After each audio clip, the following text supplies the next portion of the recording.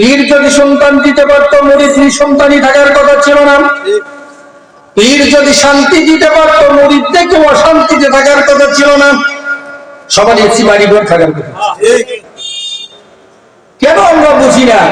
যে পীর মুরিদদের হাদিয়া ছাড়া 2 ঘন্টা চলতে পারে না, সে আমার মতো মুরিদদের কি দেবে? হ্যাঁ, হক্কানি রব্বানি পীর মাশায়েখ আমাকে আপনাকে অমূল্য রত্নের পরামর্শ দিতে পারে। ডাক্তার যেরকম রোগীকে সুন্দর প্রেসক্রিপশনের মাধ্যমে রোগ নিরাময়ের পরামর্শ দেন, ঠিক ওই রকম ভাবে হক্কানি রব্বানি পীর মাশায়েখ কোরআন সুন্নাহর আলোকে এই গুনাহগার উম্মতকে প্রেসক্রিপশন দিয়ে থাকেন। যারা ওই পরামর্শপত্র অনুযায়ী নিজেকে পরিচালনা করতে পারে, আল্লাহর মেহেরবানিতে দেখা যায় 1 দিন 2 দিন 1 বছর 2 বছরের ব্যবধানে তার আমল এবং তার আত্মার এমন পরিশুদ্ধি চলে আসে, আল্লাহর মেহেরবানিতে ওই পরিশুদ্ধির মাধ্যমে সে একজন জান্নাতে যাওয়ার উপযুক্ত বান্দা হয়ে যায়। কিসের মাধ্যমে? মেহনত, পরিশ্রম, ইবাদত, বন্দেগীর মাধ্যমে, নাকি বিশ্বাস ধাক্কা দিয়ে জান্নাতে দিয়ে যায়? কথা বলো। জান্নাতে যেতে হবে কিসের মাধ্যমে? ঈমানের মাধ্যমে, নেক আমলে। এই ঈমান এবং নেক আমল যারা শিক্ষা দেয়, তারাই হলো রাহবার, তারাই হলো পীর, তারাই হলো মুর্শিদ, তারাই পরামর্শদাতা, তারাই দিক নির্দেশক, তারাই পথ প্রদর্শক। এদেরকে আমরা মেনে চলি। এছাড়া ব্যতিক্রমী কোনো কিছু যদি পীর আশ্রয় নেয়, মুরিদদের আশ্রয় প্রশ্রয় নিতে বলে, আর আমরা মানতে রাজি। الحمد لله نحمده ونستعينه ونستغفره ونؤمن به ونتوكل عليه ونعوذ بالله من شرور أنفسنا ومن سيئات أعمالنا من يهده الله فلا مضل له ومن يضلله فلا هادي له ونشهد أن لا إله إلا الله وحده لا شريك له ونشهد أن محمدا عبده ورسوله أما بعد فأعوذ بالله من الشيطان الرجيم بسم الله الرحمن الرحيم والذين آمنوا أشد حبا لله وقال النبي صلى الله عليه وسلم من أحب سنتي فقد أحبني ومن أحبني كان معي في الجنة آمنت بالله صدق الله مولانا العظيم وصدق رسوله النبي الكريم ونحن على ذلك لمن الشاهدين والشاكرين ربنا تقبل منا إنك أنت السميع العليم وتب علينا إنك أنت التواب الرحيم وقال تعالى إن الله وملائكته يصلون على النبي يا أيها الذين آمنوا صلوا عليه وسلموا تسليما সবাই নামাজের দরুদ শরীফ পড়ুন اللهم صل على محمد وعلى آل محمد كما صليت على إبراهيم وعلى آل إبراهيم إنك حميد مجيد اللهم بارك على محمد وعلى آل محمد كما باركت على إبراهيم وعلى آل إبراهيم إنك حميد مجيد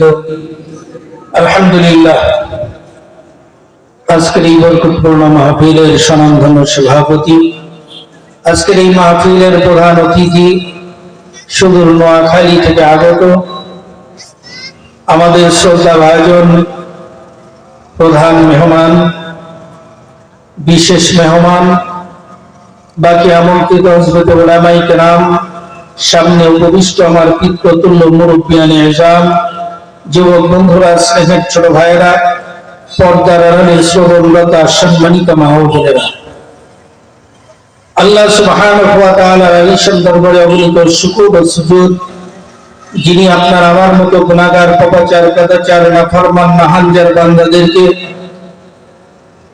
এই কোরআন সুন্নাহর মাহফিলের যোগদান করার মতো সুবর্ণ সুযোগ দান করেছেন, এজন্য শুকরিয়া আদায় সবাই বলি আলহামদুলিল্লাহ। আজকের মাহফিল অন্যান্য মাহফিলের তুলনায় অনেক দিক থেকে একটু ব্যতিক্রমী মাহফিল। এটা আপনারা যারা এখানে আসছেন, আশপাশের রং চং ঢং দেখে আপনারা অনেকটাই অনুমান করতে পেরেছেন। আমাদের এই উত্তরবঙ্গের মাহফিলগুলিতে ওয়াজ নসিহত যাই হোক না হোক, দোকানপাট মেলার রূপ ধারণ করে। কি ওয়াজ মাহফিলের নাম দিয়ে, তাফসীরুল কোরআন মাহফিলের নাম দিয়ে, ইসলাহি মজলিসের নাম দিয়ে, সেখানে যদি অন্য জাতি গোষ্ঠীর মতো অবাধ, নগ্নপানা, বেহায়াপানা, নির্লজ্জতা, এক কথায় বেপরদার পরিবেশ অন্য জাতি গোষ্ঠীর মেলা উৎসবের মতো যদি হয়, তাহলে আমাদের কোরআন সুন্নাহর মান থাকে কোথায়? যাদের মাধ্যমে কোরআন সুন্নাহর মান নষ্ট হয়, কোরআন সুন্নাহর আজমত ওয়াকার নষ্ট হয়, এই আজমত ওয়াকার নষ্ট হলে পরে ঈমানই থাকে না। বেঈমানের ওয়াজ মাহফিলে আবার লাভটা কি হবে? আমার কথা বোঝার চেষ্টা করবেন, তারপরে বিবেচনা করবেন। আমি একজন মাওলানা মানুষ, আমি যদি 3/4 একটা প্যান্ট পরে, স্যান্ডেল একটা গেঞ্জি গায়ে দিয়ে, মাথার চুলটা ফুটবলারদের মতো কাটিং করে এই রাস্তা দিয়ে যদি চলি, এখানে যারা আছেন সব চেহারা আমার পরিচিত, অনেকের নাম জানি, অনেকে আমার নাম জানেন, চেনে। বলেন, এক নজর দেখার পর আমার ব্যাপারে কি মন্তব্য করবেন?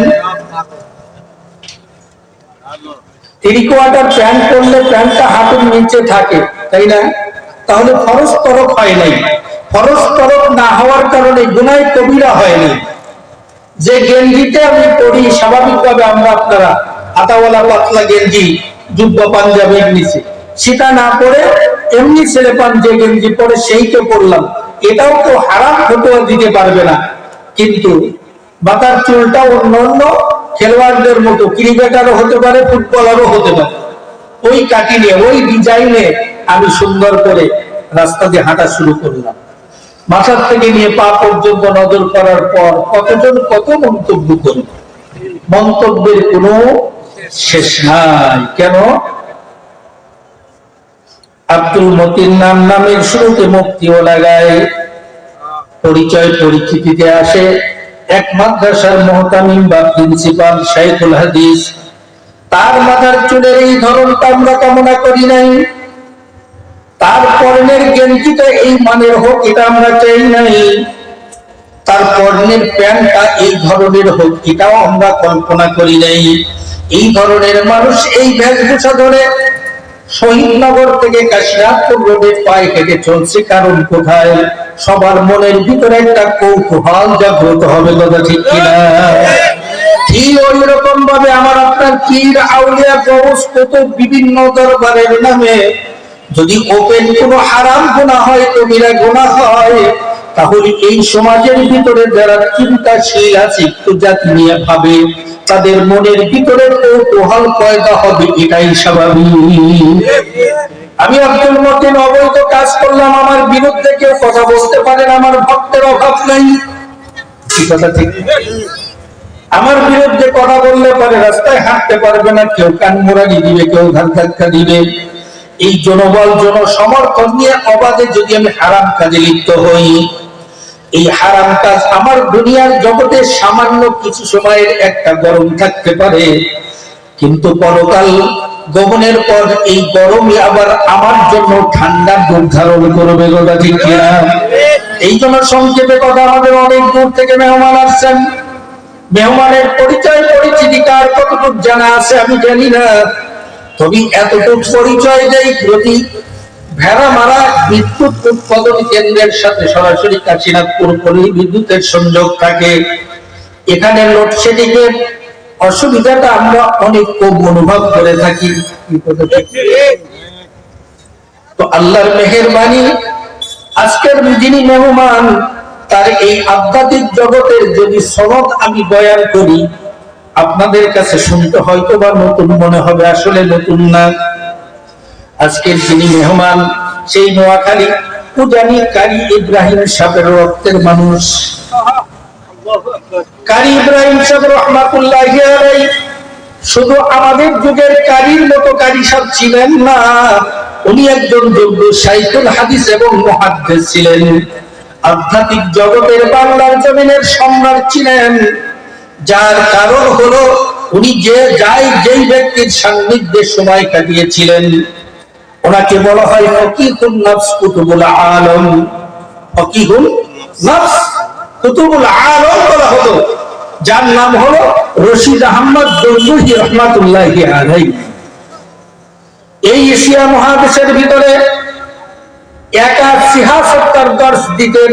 বুখারী, মুসলিম, আবু দাউদ, তিরমিজি, নাসাই, ইবনে মাজাহ, 6টা কিতাবের এক ব্যক্তির পক্ষ থেকে পাঠদান, এটা বিরল না।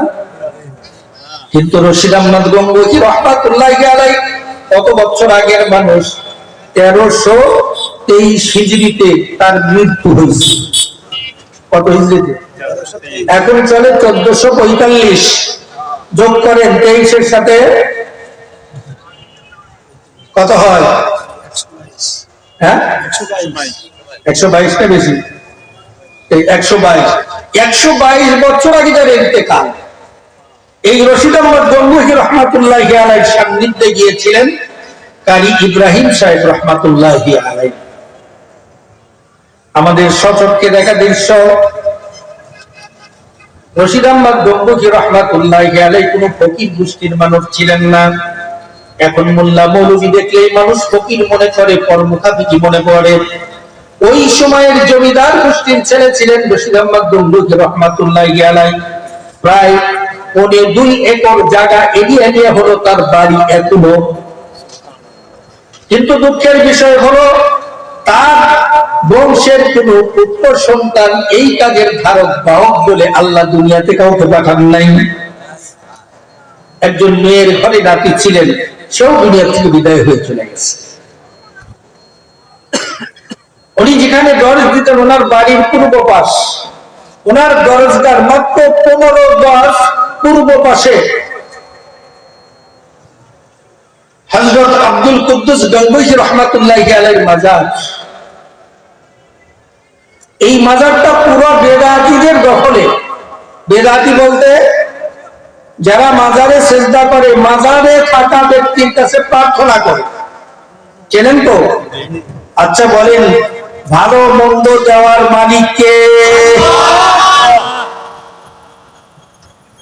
এ কথায় সবাই একমত?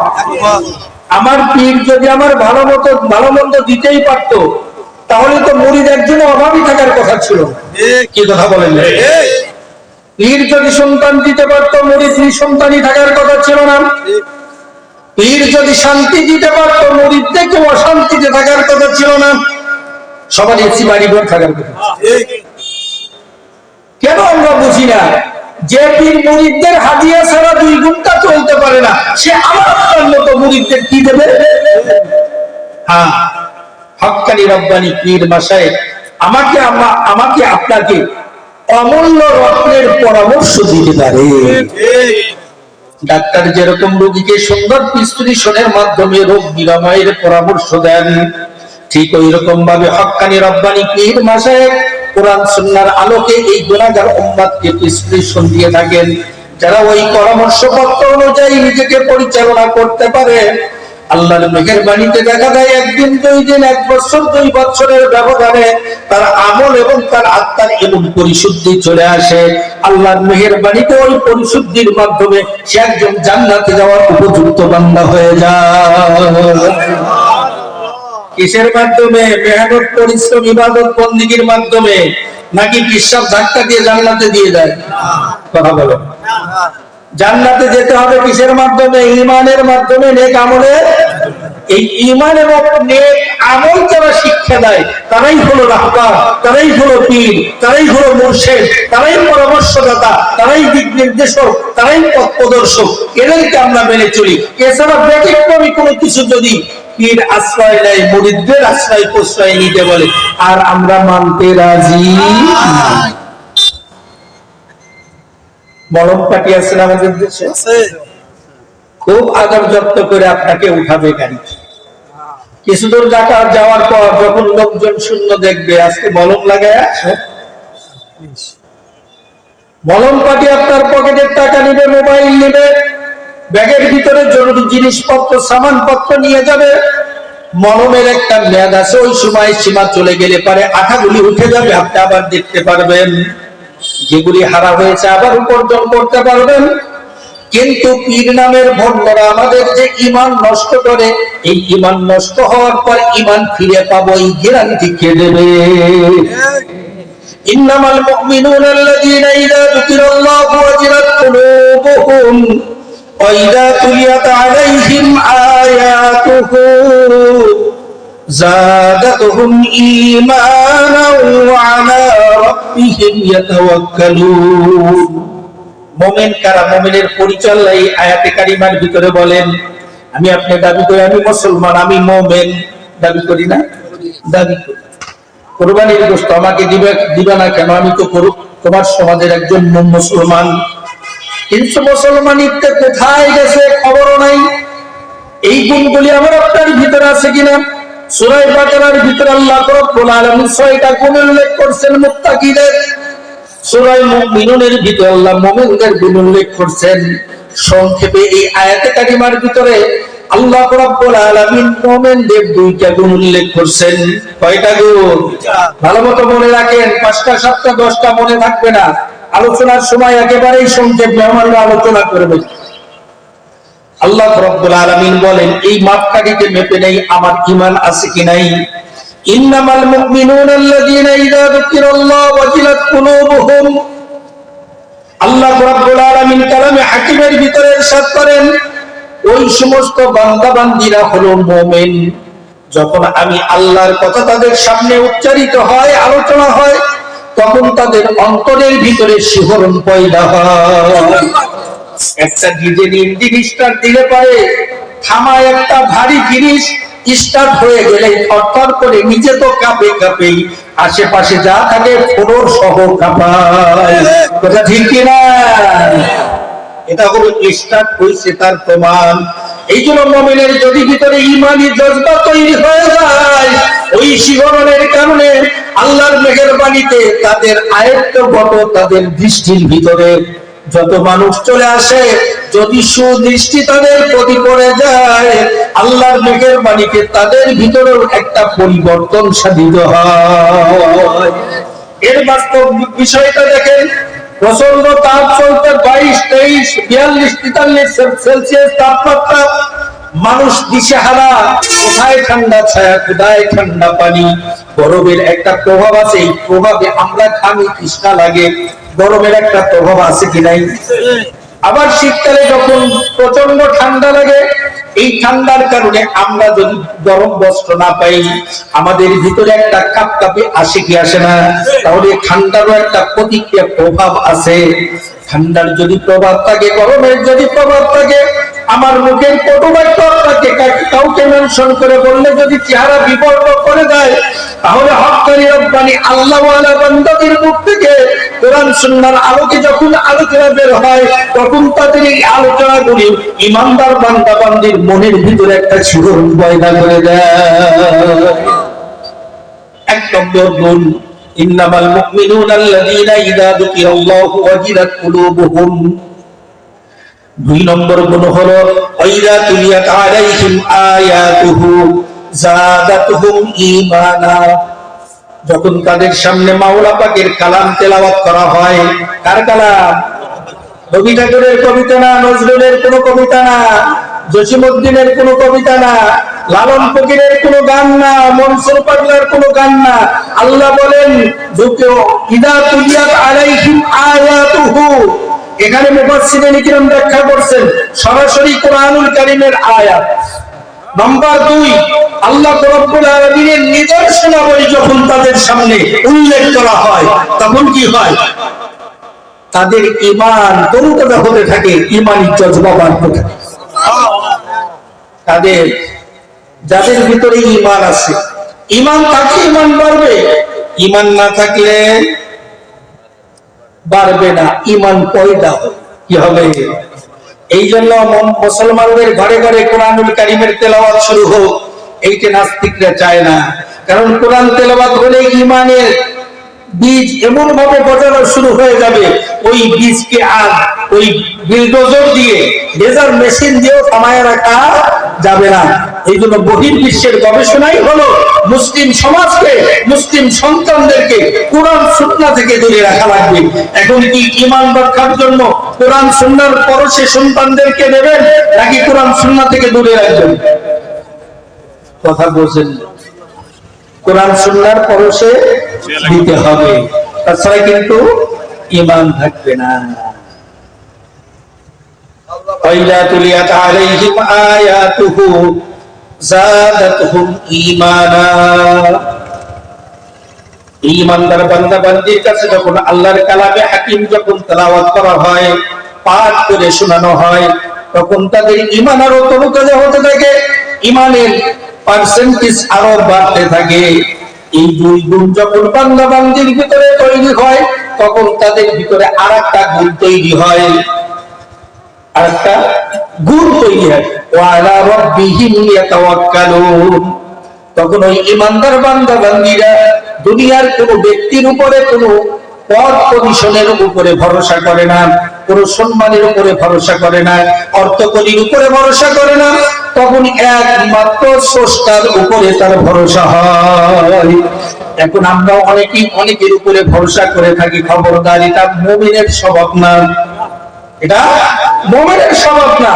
মুমিনের এই দুই গুণ যখন হবে, তার ভিতরে এই ইস্তিহা তৈরি হবে, সে একমাত্র আল্লাহর উপরে ভরসা করবে। কার উপরে বলেন? ওয়া আলা রাব্বিহিম ইয়াতাওয়াক্কালুন। ইয়াতাওয়াক্কালুন এখানে বহুপদ বিশিষ্ট জুমার সিগা ব্যবহার করা হয়েছে। কেন? কিয়ামত পর্যন্ত একজন দুইজন ঈমানদার থাকবে না, অনেক অনেক ঈমানদার থাকবে। এই জন্য কোন নাস্তিক মুরতাদরা যদি চিন্তা ভাবনা করে আমাদের প্রচেষ্টায় ঈমানদারদেরকে শেষ করে দেওয়া, যদি হতো আল্লাহ রাসূলের যুগে হওয়ার কথা ছিল। আল্লাহ রাসূল প্রথমে কালিমা পড়াইলেন কয়জনকে? প্রাপ্তবয়স্ক হযরত আবু বকর, প্রাপ্তবয়স্কা আম্মাজান হযরত খাদিজা রাদিয়াল্লাহু তাআলা, নওজোয়ান হযরত আলী কাররামাল্লাহু ওয়াজহা, গোলামদের ভিতরে কালো রঙের হযরত বিলাল রাদিয়াল্লাহু। এই খবর কি বসেছিল না মক্কার নেতাদের কাছে পৌঁছে গেছিল? পৌঁছানো হয়েছিল না পৌঁছেছে? আল্লাহ রাসূল নিজেই ওয়ানজির আশিরাতাকাল আকরাবিন, এই আয়াতে কারিমা নাযিল হওয়ার পর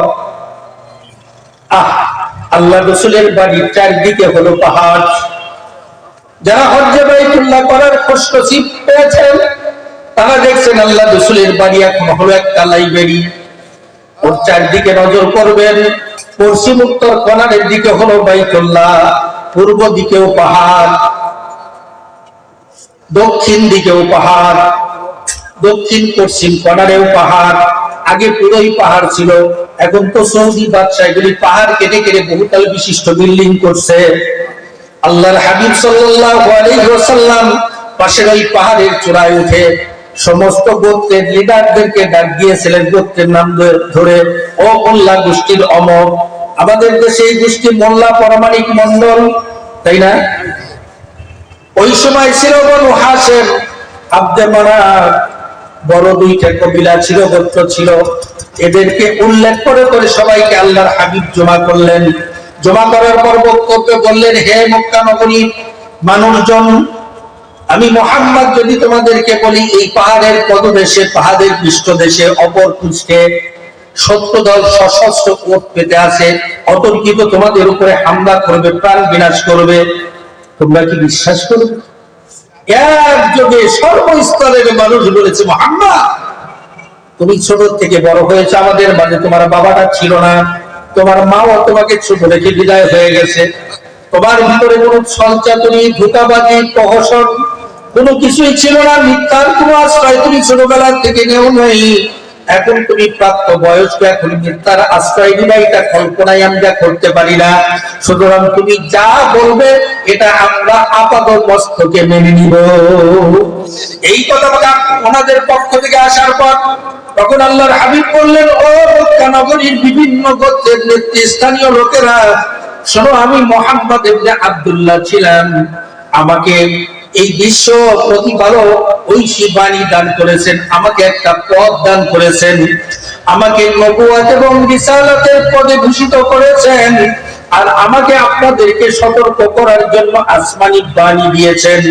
ওই মহান স্রষ্টা আপনাদের ব্যাপারে একথা আমাকে সতর্ক করতে বলেছেন, তোমরা যে পথ মত রীতিনীতি আদর্শ নিয়ে চলছো, এই আদর্শই যদি তোমরা বাস্তবায়ন করতে থাকো, অব্যাহত রাখো, তাহলে অচিরেই তোমরা এমন একটা স্থায়ী শাস্তির হাতে ধরা পড়বা, যেই শাস্তির হাত থেকে তোমাদের মান, সম্মান, অর্থ করি, প্রভাব, প্রতিপত্তি কিছুই তোমাদেরকে বাঁচাতে পারবে না। এই তো বলতে দেরি। 1 নম্বরে আবুল আহাব লাফ দিয়ে ওঠে, তাব্বাল্লাকা লিহাযা জামাআতানা আল-ইয়াওমা ইয়া মুহাম্মদ। এই বাক্যটা হাদিসের ভিতরে কয়েক রকম আছে।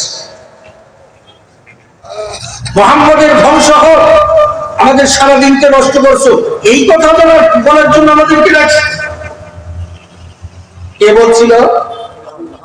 কথা বলো। আবুল আহাব। বর্তমান যুগে ওয়াজ মাহফিলে কবর হাসরের বয়ান যদি করা হয়, কিছু কিছু শিক্ষিত লোকরা বলে কোরআন হাদিসেরা জানে না, খালি কবর হাসবে।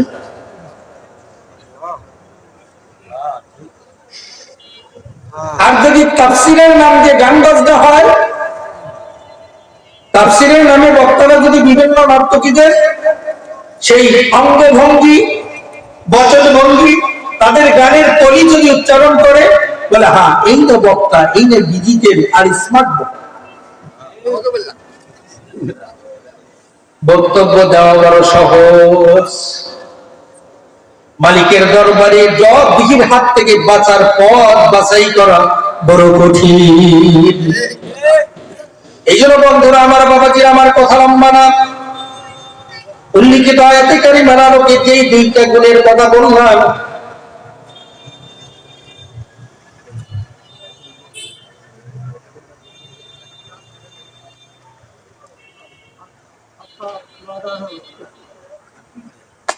এই 2 গুণ অর্জন করার চেষ্টা করব তো আমরা। 1 নম্বর, আল্লাহ বিল্লাহ শুনলে ভিতরে ভালো লাগে। কি কথা বলেন? আল্লাহ পাকের জিকিরের আওয়াজ শুনে অনেকের মনের ভিতরে ধাক্কা লাগে। ধাক্কা 2 রকম। বিদেশে ছেলে থাকে, কল করছে, একজন দৌড়ে আসছে, তোমার ছেলে বিদেশে থাকে, ফোন করছে। মা বাবা যখন শোনে আমার ছেলে ফোন করছে, একটা ধাক্কা লাগে। কি কথা ঠিক না? এই ধাক্কাটা হলো খুশির ধাক্কা। আমার ছেলের সাথে এখন কথা বলবো, কতদিন গেছে দেখি না। এই ধাক্কাটা আনন্দের ধাক্কা, কথা ঠিক না? আবার যখন শোনে ছেলেটা মারা গেছে, তখনও ধাক্কা লাগে কি লাগে না? এই ধাক্কা শোনার সাথে সাথে চেহারা বিবর্ণ হয়ে যায়, চোখে পানি চলে আসে। অনেক সময় অনেক মা বেহুশ হয়ে পড়েতে আর হুঁশে ফেরে না, স্টপ করে জায়গার জায়গায় বিদায় হয়। এরকম অনেক বাবার ঘটনাও শোনা গেছে। বিদেশে সন্তান ইন্তেকাল করছে, খবর শোনার পর বাবা বিশ্বাস করে জায়গায় শেষ। আল্লাহর কি ইচ্ছা, শোক সহ্য করতে পারে নাই, ওই অবস্থায় মালিক বাবাকেও ডাক দিয়েছেন। এই জন্য আল্লাহ পাকের নামের জিকিরের আওয়াজ শুনলে ইমানদার বান্দা বান্দির মনের ভিতরে একটা ধাক্কা লাগে, এই ধাক্কা একটা ভিন্ন ধাক্কা। আর যাদের ভিতরে নাস্তিকতার মন-মানসিকতা আছে তাদেরও ধাক্কা লাগে, সে ধাক্কা ভিন্ন ধাক্কা। তখন তাদের চেহারা বিবর্ণ হয়ে যায়, মুখটা কালা হয়ে যায়, ভালো লাগে না, কি শুরু করছে আবার, কি কথা ঠিক না?